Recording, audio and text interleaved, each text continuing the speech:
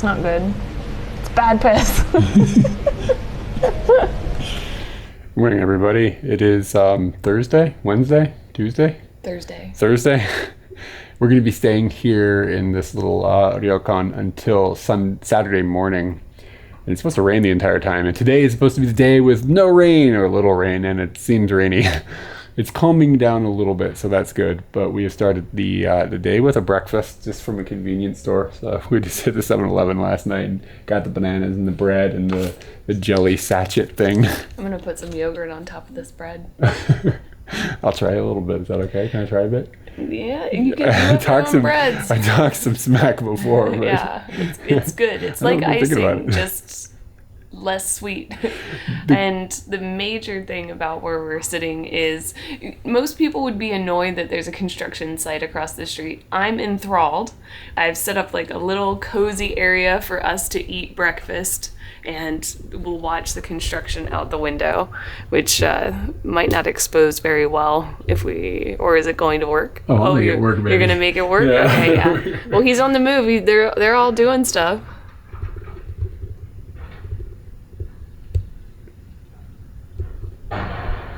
This guy's coming for a dirt load. Lucky. Yeah. Public transport here in the Fuji area. It would be really nice if we could cycle around, but it is raining and these roads are fully serviced by cars. So I don't want to slip around and spend the day worried that I'm going to get hurt. And it's kind of fun to rely on public transit when you're in a place, just to see how you would be seeing things. But yeah, also with a bicycle, you would end up drenched just from splashes from cars going by. Yes, no doubt about that. Drenched. So, that's why we're not on our bikes and are looking at public transport. But the public transport here is kind of shitty. We have come out to this bus stop for the 43 bus. We were visible to the bus stop at 43. The bus did not come. It is now way past 43, and we're waiting for the 11:13 bus. So we've had to wait a half an hour because it seems like a bus just didn't come. And when we got our cake yesterday, the bus was 12 to 15 minutes late. So we haven't really seen a bus be on time yet, or like be this morning. We haven't seen a bus be this morning. And the time difference between like the first bus and the following bus can be hours sometimes. Yes, yeah, it depends on what bus stop you're at. Some bus stops are only serviced by one bus line, and that's a bus an hour, or no, that's a bus every 2 hours. Out at that pie place, that's a bus every 2 hours. So I don't really feel like they're doing a very good job on this tourist destination. If the weather was good, we'd be on our bikes, it'd be no problem. But yes, if you don't have a bike and you don't have a car, don't come here. Yeah, most people come in cars, and we have done that before. But I was kind of hyped about the bus and just seeing how it was, but it is expensive and slow and late and non-existent. We've taken the bus to our destination, which is less populated than I thought it was going to be. So not really sure what's gonna happen. We're gonna go find a warm area to be in because we stood in the cold for like 45 minutes and then we got on a bus that isn't heated anymore because of COVID.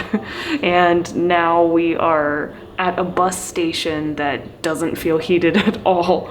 So we're gonna run away to a mall and just get warm. But I wanted to show you this cute little bus. I don't know if we've mentioned that there's like one of those aquatic buses that you can go on a tour. Like you get in and you ride around and they give you a tour of the area, and then they take the bus and they drive into the water like madmen. It's called the kyde, and kyde means hippo. So in America we call it the duck bus or whatever, and everybody has the little duck bills that make noise. This one's the kyde. And I tried to pick it up, but it's on lockdown. So I told you yesterday that I'd never been on one of these kyde duck boat things, and you were kind of surprised about this, but today you dropped it on me that people are wearing duck bills? Yeah. What the hell are you talking about? I never heard of this. They give these little duck bills. It's like a whistle, and you put it in your mouth. It looks like you have a duck bill, and then you breathe into it, and it's a whistle. And it's the most irritating thing for anyone that isn't a child. I've never done anything in my life, apparently. I made so much noise with that. It was great. All right, so we've come over to a little mall, and I'm gonna play a game with Eric that I kind of saw on the internet. It's just Fuji-shaped things, okay? So we're gonna walk around the mall, find the Fuji-shaped things that we can find. This is what we're gonna do while we warm up. But before we start that game, you have to see this rad hat that Eric found. Can you see the sheep? It's a little guy in his own pocket. You can take him out. Wait. Go back down. And you can put him back in. It's 1,100 yen. Since we're close to Mount Fuji, there's got to be tons of Fuji-related items up in here. First one that I found is tempura fried seaweed. Sound good? I visited Mount Fuji. Was the seaweed there? Did they get it out of the volcano? This one's pretty cool. It's a Fuji cider. A crap ton of gachas of all different sorts that you can only get here in Fuji area. So you won't find these in Tokyo. This one's a little strange, right? Like, it's like if you like show part of your like nards, you show somebody Fuji. Like what? Not to give you all 3,776. That's how many meters it is, I guess. Is it the meters? I'm just distracted. I was honestly hoping to find like a place that would allow me to make something like this. It's a bowl that when it's down like this looks like Fuji, but then you can eat out of it. I haven't found any craft places that would allow me to make such pottery, so I'm showing you here. This doesn't specifically have anything to do with Mount Fuji, but we used to live right down the street from the shop that this lady runs, and she's made many, many onigiri for me. Organic cotton hand towel. I've seen this one before. This is a blue curry for curry rice. Makes a Mount Fuji blue. I don't know what flavor blue curry is, but that's very strange. And even stranger, in Japan, blue food is sort of seen as kind of oddball. Like if you show somebody like blue frosting or something, like it's blue. Why is it blue? I don't know, but they're doing it here too, and they're doing it with the most majestic mountain they got. I think this one's really cute. Like you take the tissue out and it makes the top of the mountain. I think it's just very cute.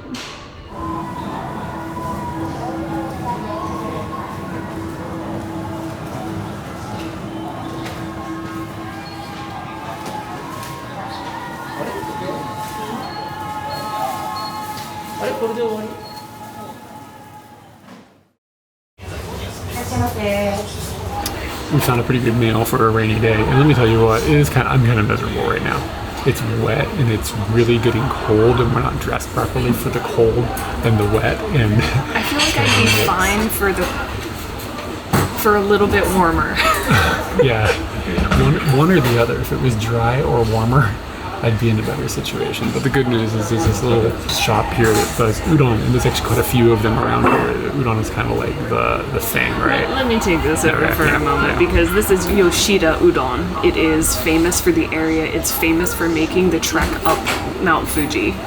We're at the base of the Yoshida Trail, which goes up to the top of Mount Fuji. And we believe this is the trail that we took up to the top of Mount Fuji a long time ago. We're at 5th Station, which is the highest base point on the mountain that vehicles can drive to. And it's dark, like ridiculously dark. There's no moon, it's really, really, really foggy, and it's misting. And it's a little chilly, but it's not freezing. And we're about to start our ascent up the hill into this dark abyss. Look, there's a car there that you didn't see when I didn't have the light up. So here we go. There's quite a few people up here, not like a lot, but there's... We've seen about 30 people. Yeah, there's about 30 people. Whoa. Whoa, there's a hole in the ground. Whoa, it's a big step. Okay. So we gotta start paying attention. We have hiked 1.7 kilometers, and we have to go to the Mount Fuji summit, and it says it's 5.2 more kilometers and should be around 355 minutes. The ground it's like volcanic rock. So it's kind of difficult to hike on, and it's raining a little bit, but mostly just mist. How are you feeling? I'm doing pretty good. I have a Sam sandwich, and it sounded like a Sam sandwich. That's weird. It's a ham sandwich, not a Sam sandwich. And we've been walking pretty hard. My legs are really upset with me, but other than that, it's been going really, really well.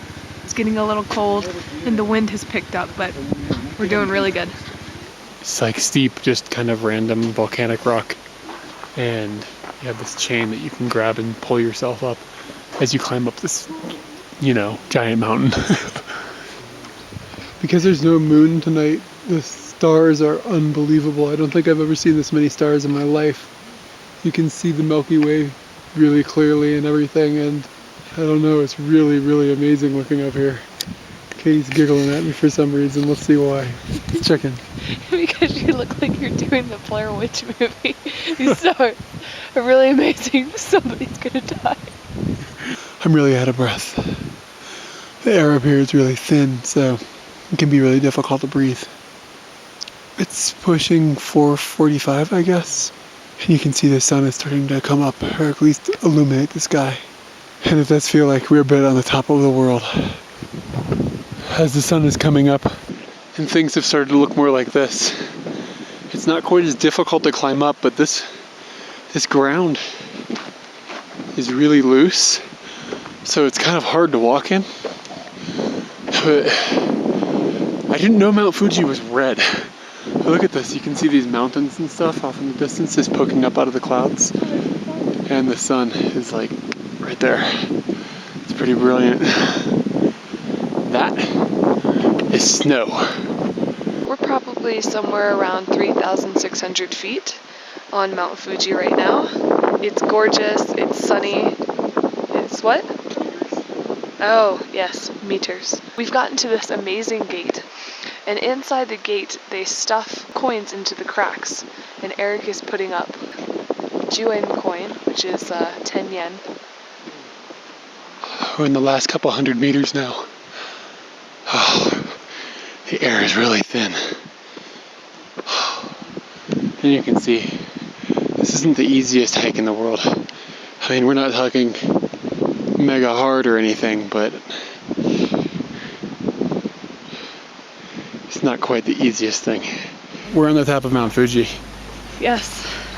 I was looking at some pictures in the in this shop when we got dropped off by the bus. And it was dark outside, you couldn't see anything, you didn't have any idea what was going on outside. And I was looking at these pictures of Mount Fuji, and then it clicked. I'm on that. Very cool. Alright, well here's the crater, and it's really, really colorful.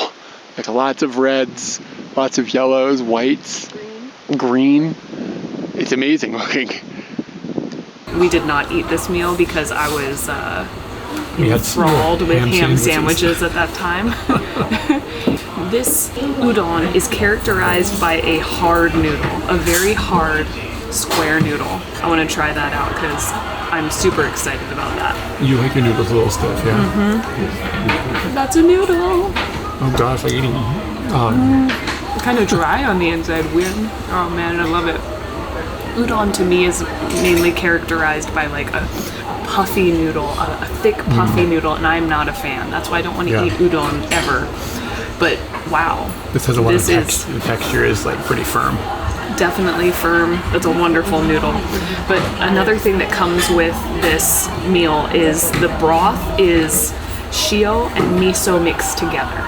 Oh, interesting. So it's kind of the mix of two different worlds, which I think is going to be pretty tasty. And then it comes with this kind of chopped meat on the side. Not all udons of this variety, the Yoshida udons, have the same meat, but this was the kind of meat that I wanted. And you had a lot of different places in town that's really good, dude. Mm-hmm. It's like really flavorful.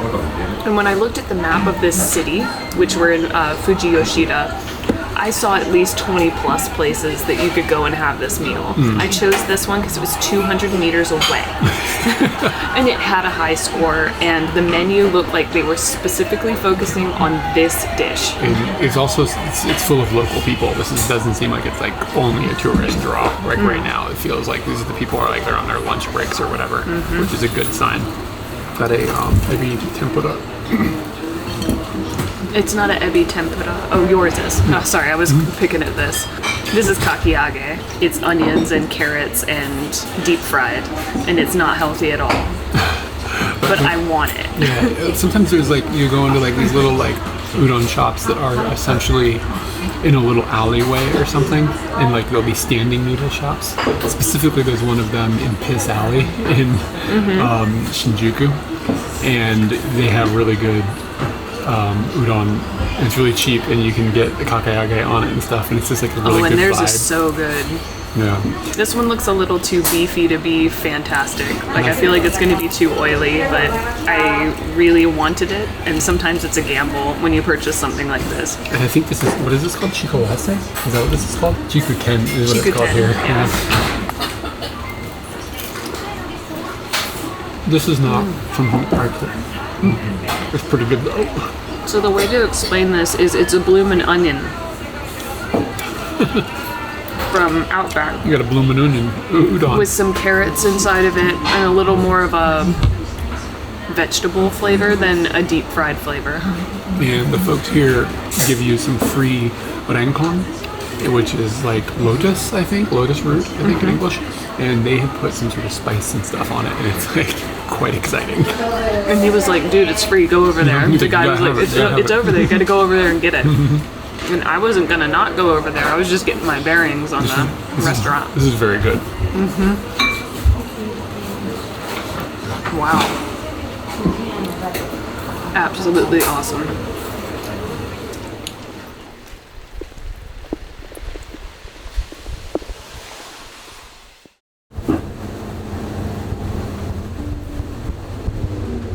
On a whim, we just got on a bus and came over to Kawaguchiko Eki, which is another one of the 5 lakes. And we've been in this region before, but I don't think we've been over here with as much drizzle. No. So the drizzle is dropping. But the good news is you can see we have found an ashiyu, which is like a onsen sort of, with the purpose of putting your feet only in. Ashi is feet and yu means hot water. So this is a not real one. It's not like it's like onsen water coming from a spring. I don't think. I think there's a machine over there that makes the water hot, which I'm about to turn that up. Oh, is there a knob to make it hotter? I'll find it. So yeah, I mean it's super rainy right now, and we're just gonna hang out. This is actually very, very nice. This is like just a moment to sit and think, where you aren't like taking up somebody's time at their restaurant. You're not standing in the rain, and your feet are happy. And if you can find a bad day where it's rainy and cold, and then you find one of these things, suddenly it's like these things get really, really amazing. And it's like almost like you needed to have the bad in order to make this good. Because it was hot outside right now and just nice and pleasant, you'd be like, whatever, Ashiyu, just keep going. But right now we like saw him like beeline for it. Like, yeah, it's Ashiyu time. It's not so rare to have a missing pet poster or a missing child poster, but it's a little bit unusual to find a poster for a missing stuffed animal, and in this case, a little otter. This little fella is being described as an extremely important object, and you got some of the facts about how it was inside this bag, and it had like a pink handkerchief with it. And if you're curious, you can check out this otter's Instagram down here, and I'll go ahead and leave that there in case anybody is interested in checking out this otter. The rain has sort of let up a little bit, and we have walked about 10 minutes from where the Ashiyu was to the actual edge of Kawaguchiko. And this is the lake that I think has got the biggest buildup and most stuff going on around it. And I think when most people come to the Fujigoko area, maybe their hotel is in this area, or you end up kind of in the Kawaguchiko region. The other lakes are a little more remote feeling than this one is, even though they're physically not that far apart. But something of note as we're walking along the coast of the lake here, came across this fairly large sculpture. And then we stopped and we looked at the sign, and it turns out that the sculptor was 101 years old when he came to Kawaguchiko, and this would have been in the 80s. And he was really struck by the way that the lake felt mysterious and the beauty of the area and things like that. So he's like, I want to make a sculpture of the lake. And it was one of the last sculptures he made, and it took him 2 years to make this. Keep in mind, he was 101 years old when he came to the lake. So this guy was like 103-ish when he died. And he died a few days before they dedicated the plaque and stuff. The date of the plaque is only like a couple days after his death date.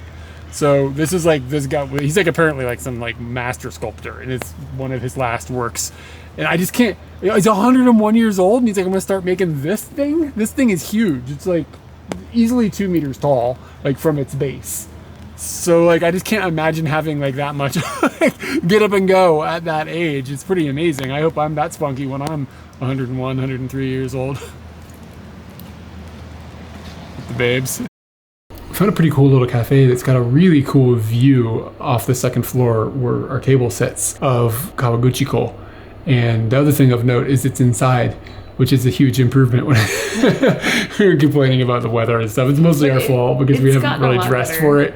But yeah, the rain has gone down. It's actually really pretty right now. It's a really cool view that we've got, watching the clouds kind of roll across the mountains and things like that. And got like a couple of tea and got a robot heater. We've got a robot heater, which is pointed directly at us, which is a big improvement too. Coffee and a little cake thing. I don't remember what it was called. I'm going to ask people what they think. When this came out, presentation is quite nice, but it was obvious that these strawberries had just come out of the frozen freezer bag. Let me eat one. What's a frozen strawberry? And I kind of feel like they shouldn't come directly from frozen. But is it a good... It's a pretty good strawberry. It tastes like a strawberry for sure. It should have been nuked like a millisecond. Can you nuke a strawberry? Is that okay? Yeah, you can nuke anything. I mean, like, does it improve the strawberry? Would you end up with just like a gelatinous blob? No, if you did it on the defrost. Yeah. Well, now that we've learned about the microwave. Can you munch into this thing? Because Okay, I'm holding the camera right now, so. 2 scoops. 2 scoops. Oh, am I going to get a scoop? Mm-hmm. Oh, I'm looking forward to this. So this thing is like super dark looking on the inside. Usually a little like squishy in the middle. A little bit of strawberry on the bottom of your spoon, so. Yeah. Okay, to Kawaguchiko. To the Ashiyu. Ashiyu. That's the winner of the day. Mm-hmm. All right. Oh, it's really chocolatey. Yeah. When I was telling you downstairs. I picked it because it was something that I normally would not pick. That's what I'm trying to do more in my life. Just like find things that's like, I wouldn't normally pick that thing. Just jumping off the cliff and picking it and just opening the horizons a little bit. Even like those little things like choosing cakes or whatever. You getting on my train? A little bit, yeah. Maybe you influenced me a bit.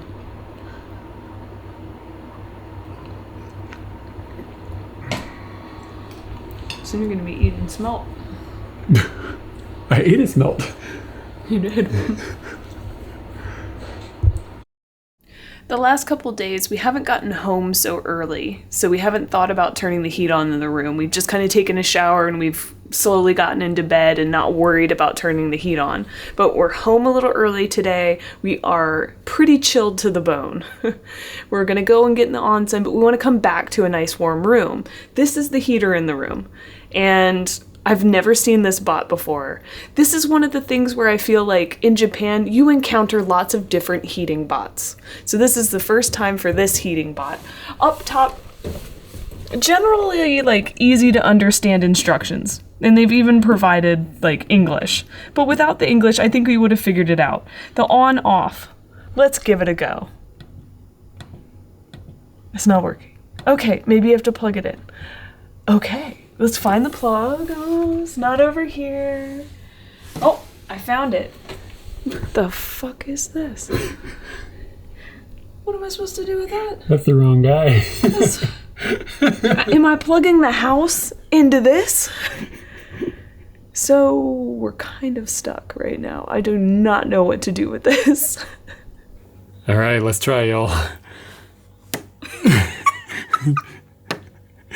Is it on? Push harder. Did it work?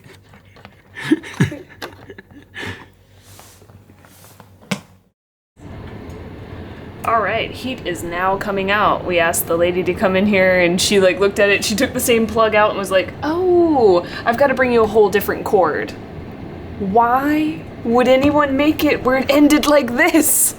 So I feel pretty good that it wasn't just us being stupid not seeing something. Like a whole piece of equipment was missing. You needed a special cord to get this heat out of here. I really can't figure out why the machine is designed to have a female on it.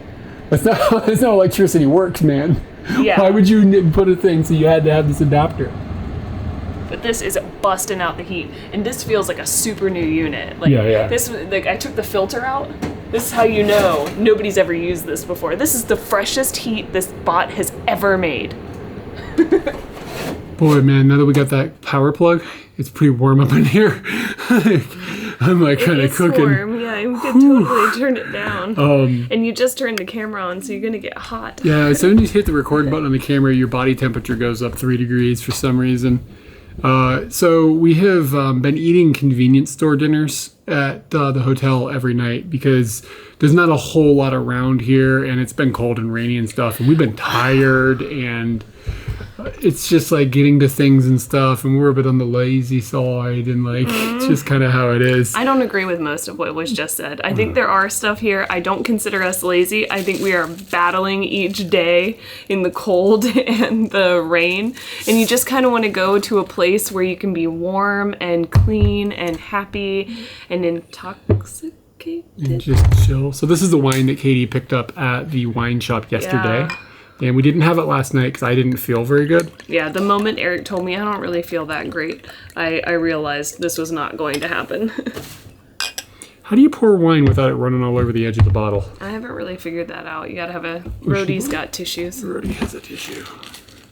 Theirs is the last Rhodey tissue in the box. Well, I'm gonna pour, so we'll be in the same mess in just a moment. I was pouring yours. That's how you're supposed to do it politely, like a gentleman. And I got a pasta tonight, and it is a red sauce tomato-based pasta, and it's got eggplants, big chunks of eggplants. I'm pretty excited about this, and some soy meat. So I guess this is like a vegetarian thing. I didn't even look to see if I have to take my cow pills for this. I'm gonna kind of assume probably I threw away not. the It's okay. thing. I think this is probably safe. And then you have, I can tell already, a gorgonzola pizza, and this all came from It's a formaggio. It's Oh, not it's a just formaggio. gorgonzola. I can tell it smells like it's gorgonzola. It definitely is. The green bits are gorgonzola. And this is all from 7-Eleven, actually. I can actually show you. We have some 7-Eleven packaging from the 7-Eleven Tamago. And this is like a legit pizza. I think it can be done better than in the microwave. I can tell you that right now. But feel this crust. That's an all right crust. Wow. Somebody snubbed their nose at this Combini pizza. You called it a legit pizza? It feels better than like something squishy. I'm impressed so far. It's better than you would expect. Yeah, that's what I'm going for here. I don't know if I'd go as far as to say legit. So, like, some people go to the supermarket and they'll get a frozen pizza and they'll eat it. And we used to do this because we had that pizza cooker. Mm-hmm. We haven't been able to do that because none of the pizzas that we've been able to get at supermarkets will fit in the toaster. That mofo's gonna fit in the toaster.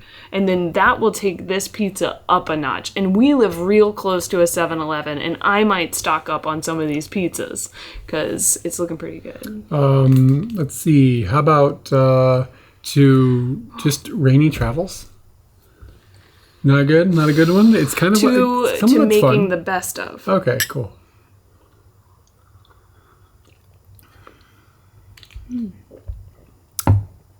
That's quite flavorful. I feel like it dies on the back of my tongue. It's not hitting anything on the back of my tongue, but it does have body. That is the thing that we were looking at, and it's got body. So do I do this with, it's pasta, so it's Italian, but I'm in Japan, so do I do the chopsticks or the fork? I always struggle with myself here. I'm gonna taco this one, so it doesn't matter. That's why I got it. I was like, I can taco that. Yes. You're a wild case, man. What up there?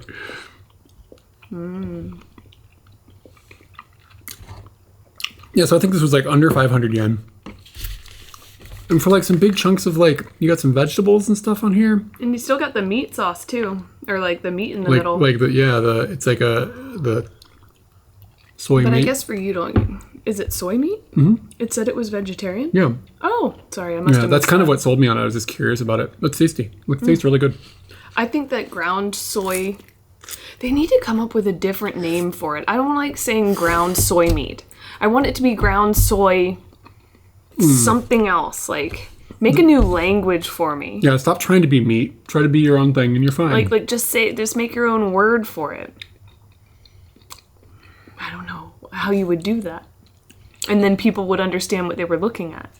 Yeah, I think you're just trying to, like, it's just, I'm trying to think of something else that's like you call like a smartphone, people still call it like a phone.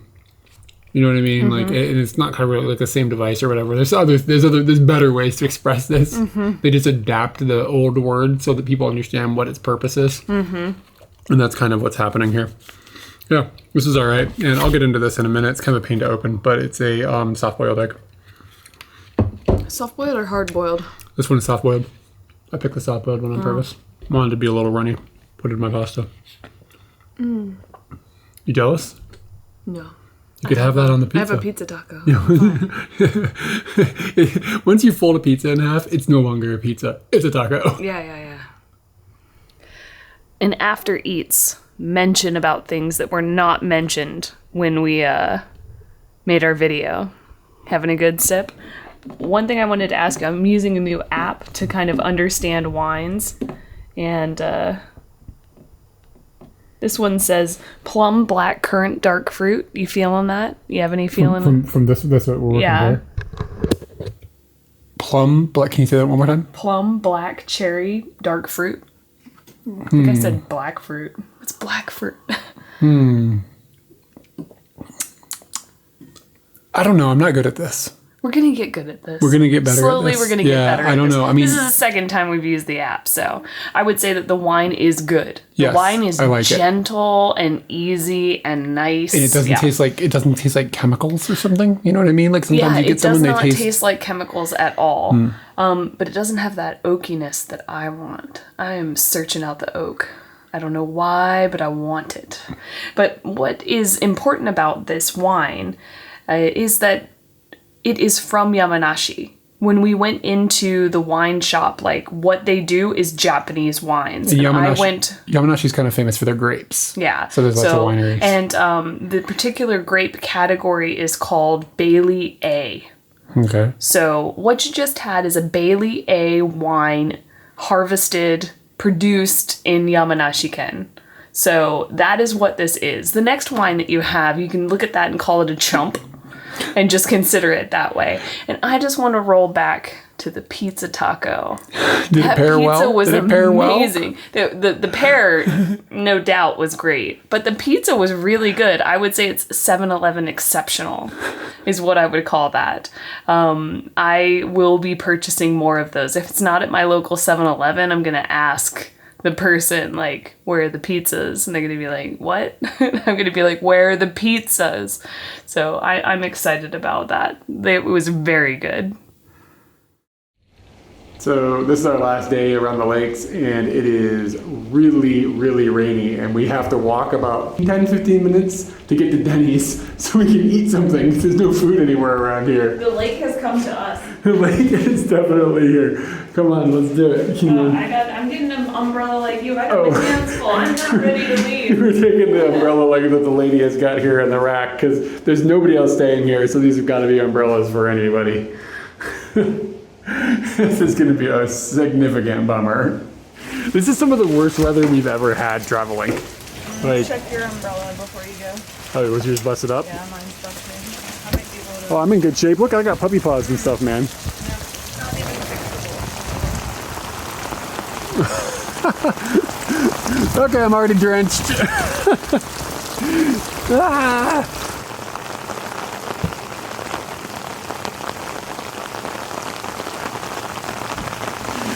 This is not working out in our favor. Bad week for a bike trip. You know how they call dog treats biscuits? that's what Calorie Mate is. I really love it. I've also eaten dog treats. We just spent the afternoon live streaming some Denny's because this is the situation still. We are really hoping for better weather tomorrow because we are going to be bicycling home in it. Spoiler alert, we don't go home. But you'll have to watch the next one to find out what actually happens. Well, we do go home event. We're home now. What? But we don't go home. Are we you don't go sure? home at Are you sure? At the place, at the pace things were planned at the end of this particular video. Yeah, so, we stick around a little bit more. Some thoughts happen and some plans change in a very good way. So yeah, it was really cool. So yeah, that'll be coming in the next video. Things will end on a highlight, that's for sure. And if you're enjoying these videos, you can definitely jump into Facebook or like Twitter. I know the places on the internet. The list has gotten so long now, it's hard to do them all. Like, because there's one that I told you yesterday. Do you remember what it's called? I made a Hive. Oh, wow. A big brain time. Yeah. So we're on Hive now in case Twitter syncs, and it's a whole thing. So yeah, just find us on the social media stuff. All that stuff is going to be linked down below if I remember to put the Hive link in. But most of all, thanks to everybody on Patreon for making these rainy days happen.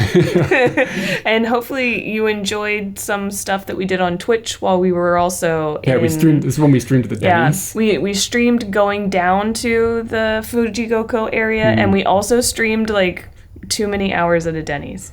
No, it was the right number of hours. It was the right number of hours at the Denny's. Okay, yeah. So anyway, hit us up on Twitch down below, and make sure you're subscribed and you have the bell rung and everything on YouTube, so that when we do post the next surprise video, which has got like the twist ending, that you won't miss it, and you'll be able to watch that as well. And we got the Patreon thing. Yeah, thanks to everybody on Patreon. See you in the next one.